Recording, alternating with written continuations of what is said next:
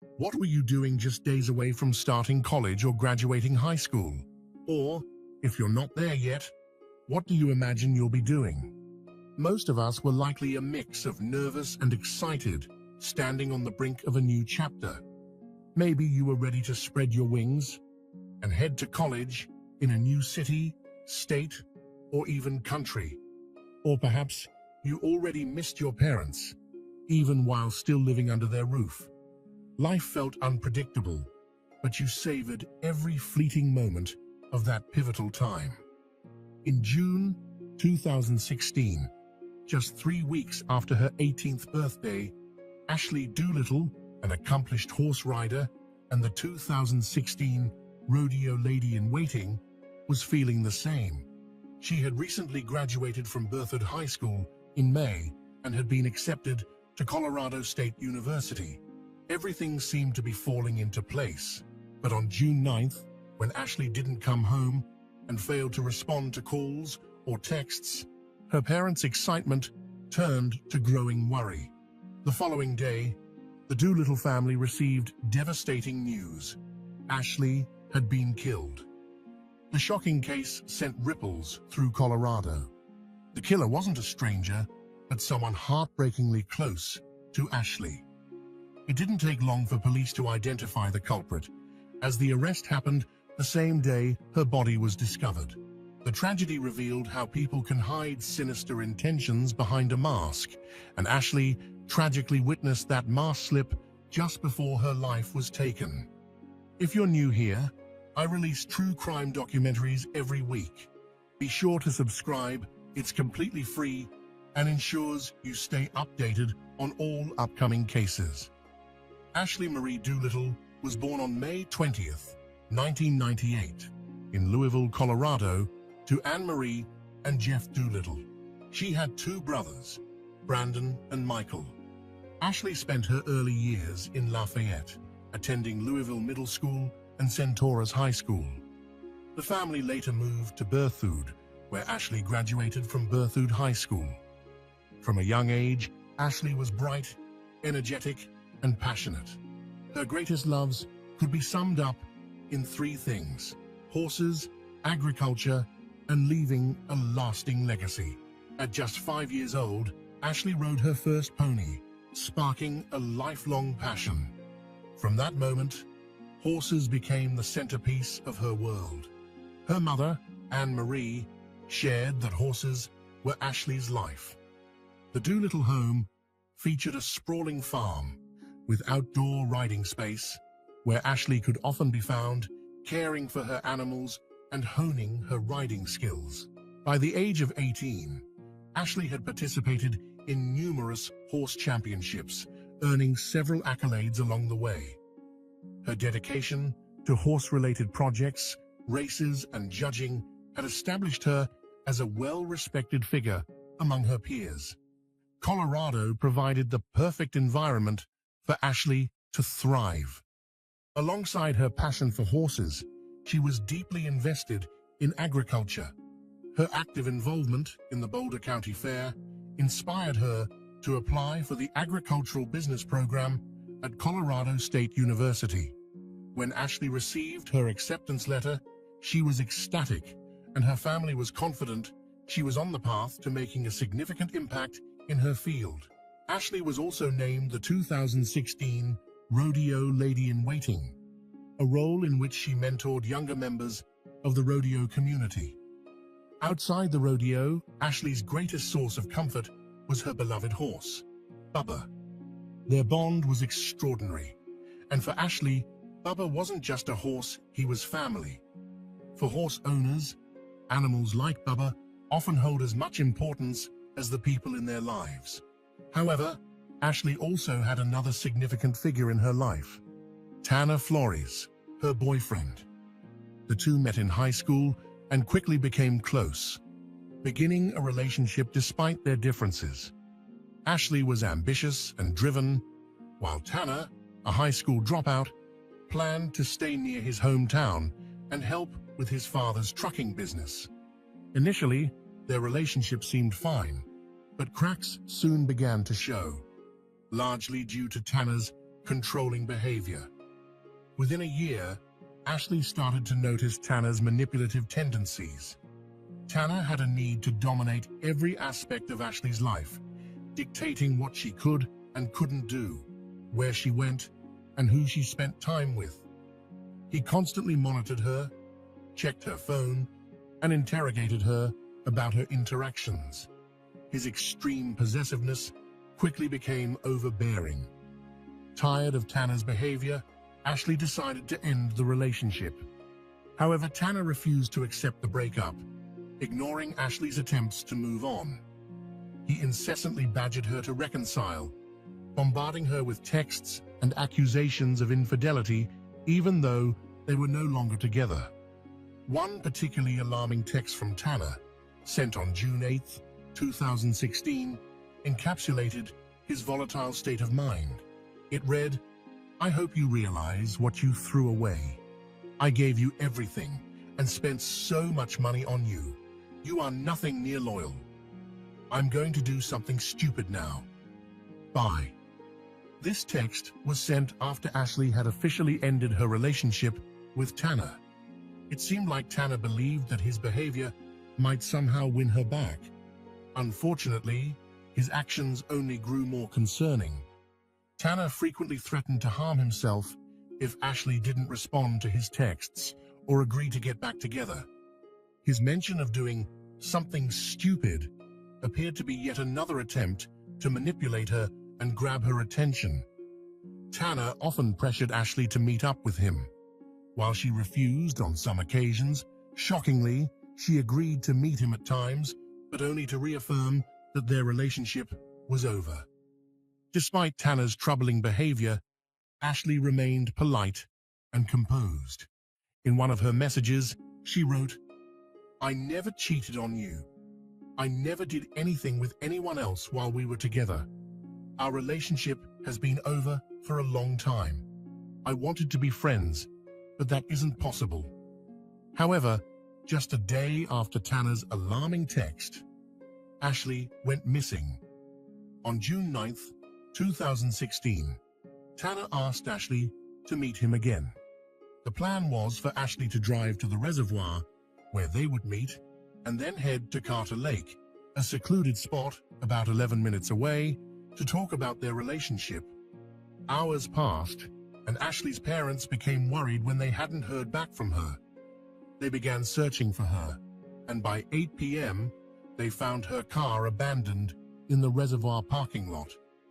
Concerned, they reported Ashley missing, and an investigation was launched. Friends and family were contacted, but no one had seen her except for one person, Tanner Flores. When Tanner's name kept surfacing in conversations, the police became increasingly suspicious. They were shocked to learn that Tanner was struggling with the breakup and hadn't taken it well. When the police interviewed Tanner's friends, they revealed that Tanner had been acting erratically since the split. He seemed deeply depressed and even expressed suicidal thoughts. But when the authorities spoke with Tanner's parents, the case took a chilling turn. It shifted from a single missing person investigation to a search for two teens.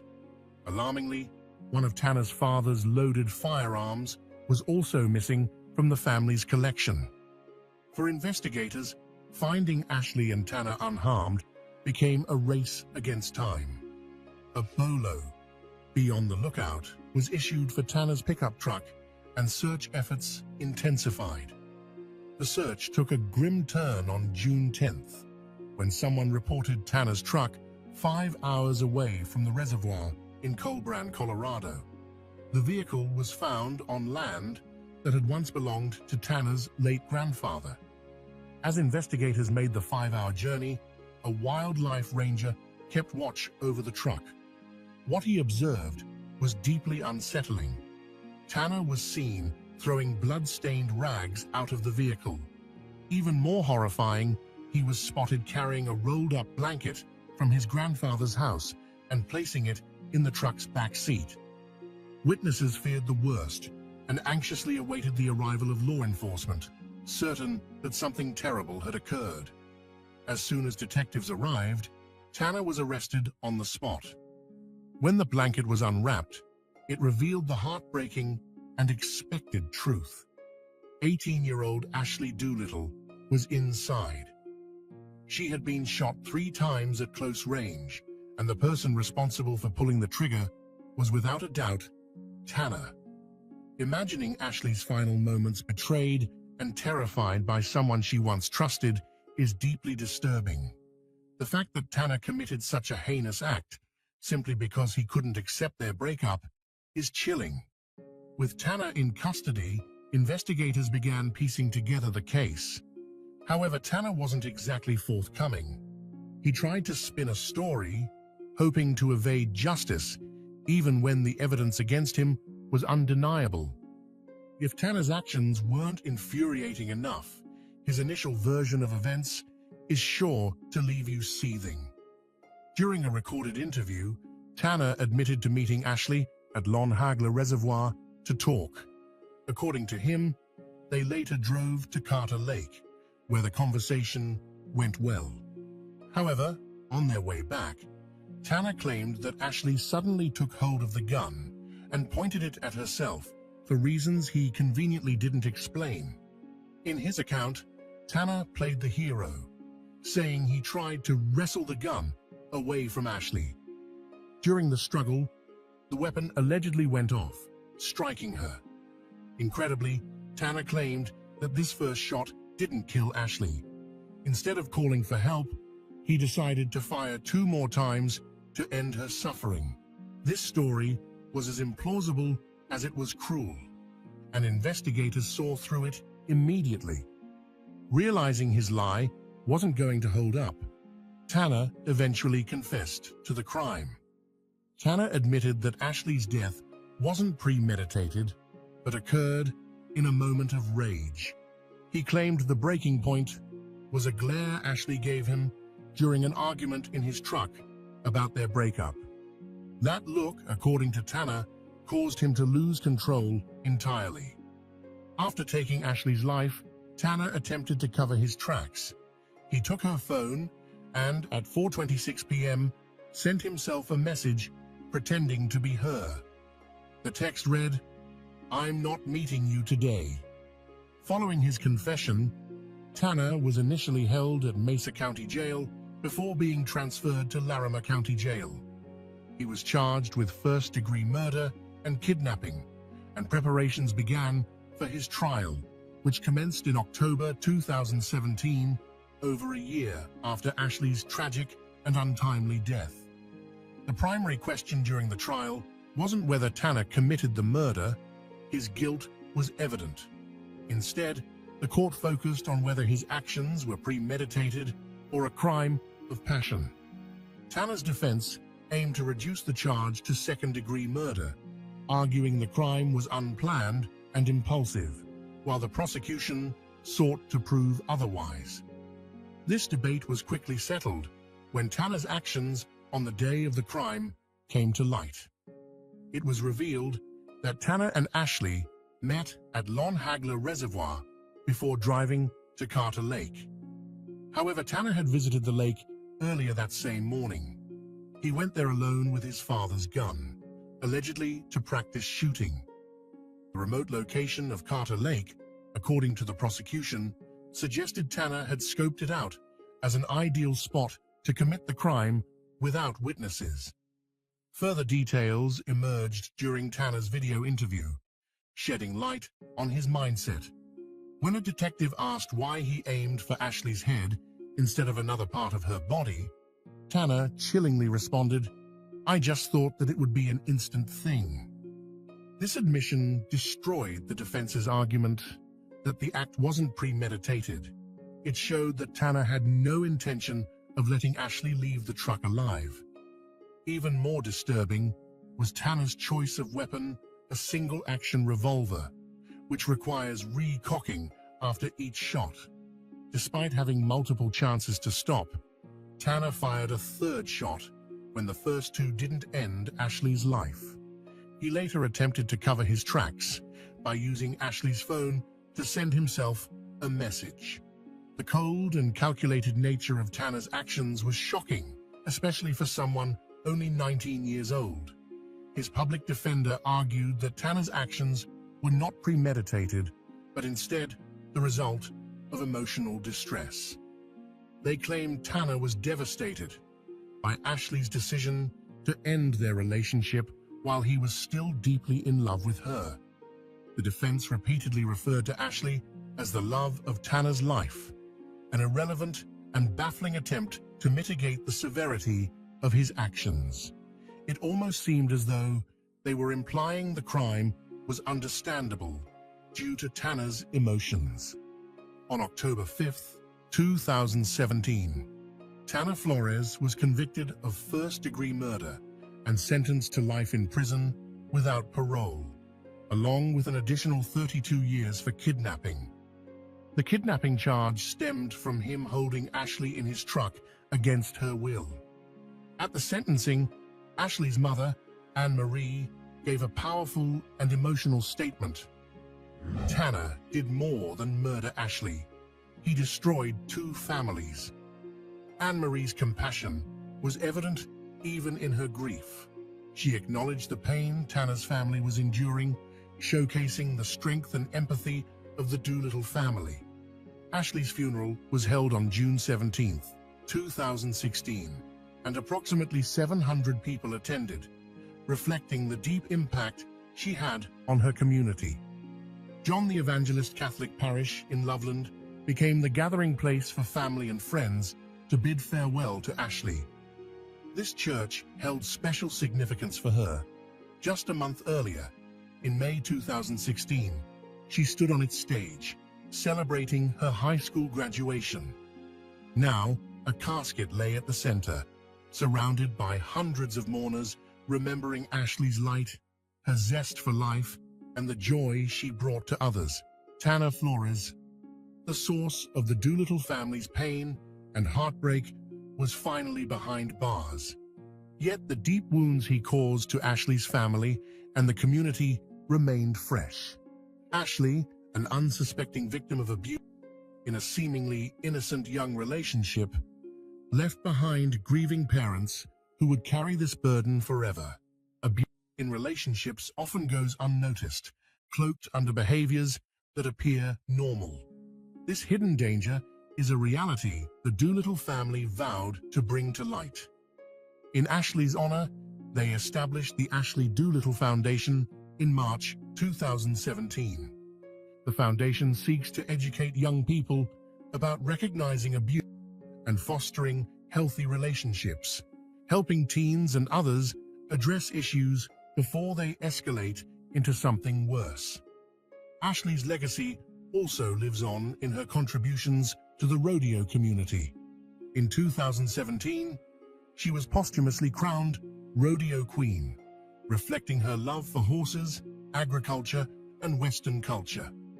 Colorado State University, where Ashley had been accepted, also paid tribute to her, honoring her as a bright, ambitious young woman with limitless potential. One of Ashley's dreams, the Princess Project, took flight in 2017. Each year, two participants known as Ashley's Princesses continue her mission of celebrating Western heritage and building a community of self-reliant and loyal individuals. This initiative ensures Ashley's vision endures, inspiring others to embrace the Western lifestyle and live with purpose. It's deeply tragic to see accomplished, intelligent young people like Ashley fall victim to abusive relationships. Such situations can strip away their confidence, drain their light, and leave lasting scars.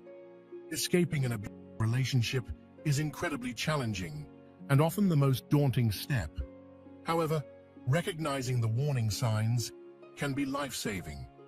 Help is always available, and it's crucial to remember that everyone deserves a life free from fear and filled with love, respect, and growth. Never settle for anyone who undermines your success or dims your light. You are worth far more than that. Thank you for tuning into another episode. Special thanks to channel members for their support. If you enjoyed this episode, Check out another fascinating case I covered, and don't forget to subscribe.